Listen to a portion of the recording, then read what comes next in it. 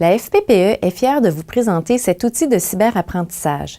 Il s'agit d'une formation portant sur la reconnaissance de l'expérience jugée directement pertinente à l'engagement pour fin de classement. Cette formation s'adresse d'abord aux représentants syndicaux de la Fédération des professionnels et professionnels de l'éducation, ainsi qu'au personnel professionnel désirant se familiariser avec cette matière.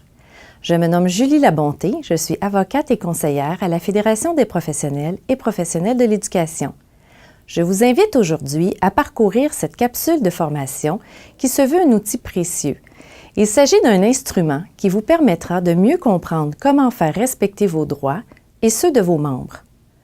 La reconnaissance de l'expérience jugée directement pertinente à l'engagement est primordiale afin de se voir octroyer l'échelon approprié, d'obtenir le bon classement, et ce, à chaque engagement et dès le début de votre carrière à la commission scolaire.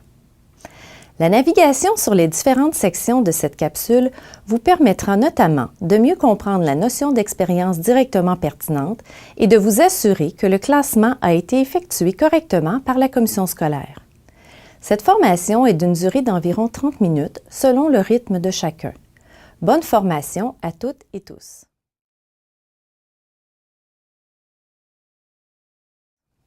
À chaque nouvel engagement, la commission scolaire doit déterminer l'échelon salarial et l'indiquer à votre contrat d'engagement.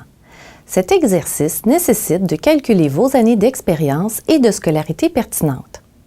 Pour ce faire, la commission scolaire doit non seulement faire un calcul, mais aussi porter un jugement sur la pertinence de votre expérience de travail passée.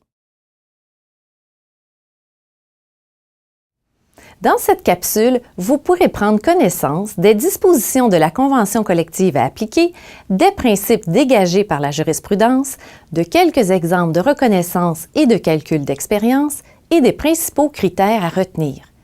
Cette formation est divisée en 3 parties. Le calcul de l'expérience pertinente pour fin de classement, les règles de la convention collective, les principes développés par la jurisprudence et que faire lorsque le classement est inférieur.